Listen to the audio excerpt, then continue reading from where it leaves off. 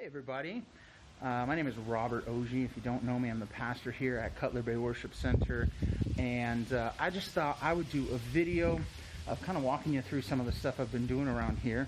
You know, we've got this amazing property out at 8601 Southwest 199th Street, and we meet here every Sunday at 10:30 in the morning.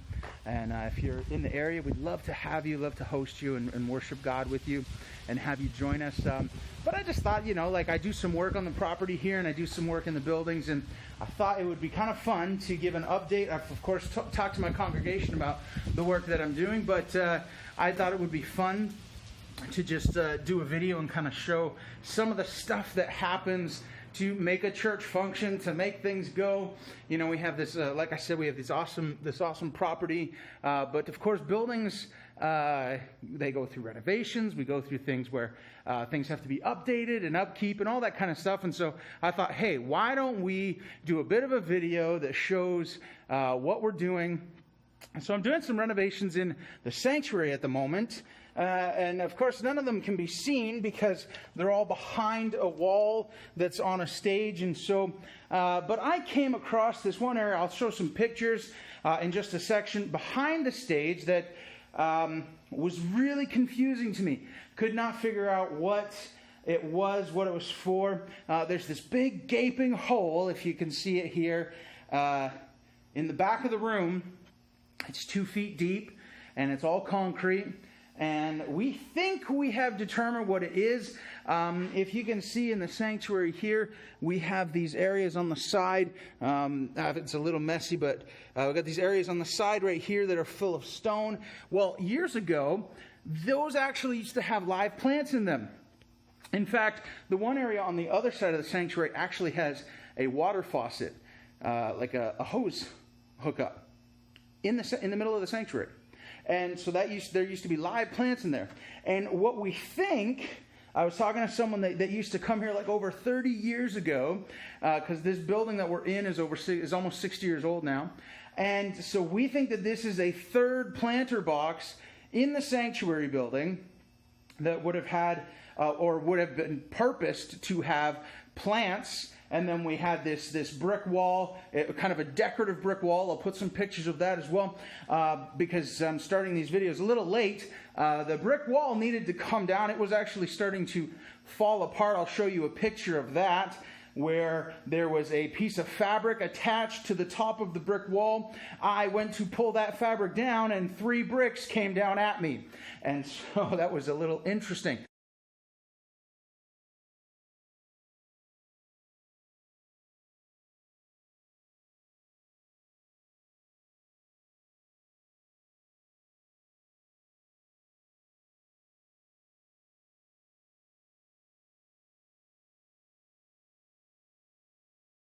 So I've had to be pretty careful. This hole in this floor, this 2-foot hole, was covered with plywood, but there were a couple spots that kind of had some give. You know, when you walk on the floor and it's got a little give to it, we'd call it a little spongy. And so I was curious as to why that was, and of course what was under it. I had no clue. And my father-in-law pastored this church for almost 30 years, and he had no clue. And he had never looked under there and never done anything with it. So I thought, you know what, I'm going to pull up one of these pieces of plywood and see. Well, of course, if you've ever done renovations, sometimes when you pull up that first board, you end up pulling up all of them. And that was definitely the case. With this particular project, I took all of the boards out, had to clean everything up, and ended up taking everything out for that floor. Some of those give areas were, there was one area where it was a 2x4 as kind of a floor joist that the plywood was sitting on, and it was completely snapped in half.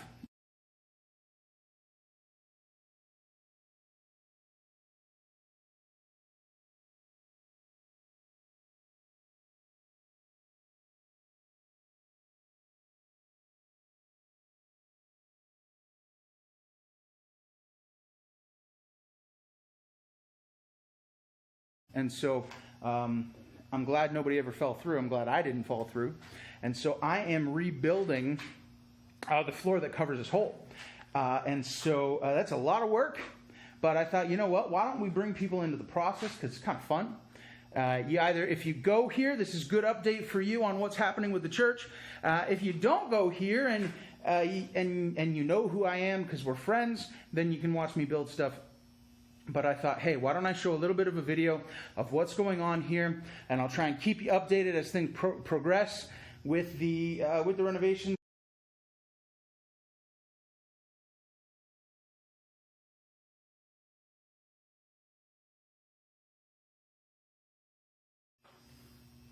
So as you can see here, I got lots of lumber. Oh, there's the decorative wall that was there before those bricks. Those are some of the ones that didn't almost fall on my head. We kept some because they're really pretty. Not only are they nice looking, but this church has a great heritage and a great history, and so we want to try and incorporate these somehow. We're not sure how yet that we can kind of incorporate them to not just because they're pretty, but to honor what has been and what is going forward, because we are only the sum of where we've come from, right? And so this is just kind of a cool reminder that we are building on top of a legacy that has been built before us. And so kind of what I'm doing right now, building a floor to stand on. And so we are standing on floors that previous generations have built, and it's an honor and a privilege to be able to do so. My father-in-law, like I said, Cecil Warren, he pastored here for almost 30 years, and we have the opportunity to stand on what him and his wife Julie have done here. And so now me and my wife Kelly are able to build on that and go into what God has for us here. So you can see I'm building these joists here. They're really kind of the ledger boards against the concrete. I am using, let me see if I can find one here. So these are what used to be into the wall. Okay, that's the size of bolt that was holding up the boards. And I'll show you what I am replacing them with. So things are going to be a little bit stronger too. By a little bit, I mean a lot. So we got these 5-inch bolts that are going into the concrete. And then from there, I'm going to be putting, you can see I've already marked, if you can see on there, I've already marked on the wood where my joists are going to go. And so, but it's an oddly shaped hole. You can see nothing is parallel and nothing is 90-degree angles. It's these odd shapes. And so the joists are going to be a little interesting, which is why you'll see on this side, it's not just a straight ledger board that I'll hang truss hangers on, because joist hangers on, because I need to do it a little bit different because of the shape of the hole. So I've got this wall here left to put, and I've got this wall here left to put, and then I'll be starting to run some joists. So I will probably update that later. But yeah.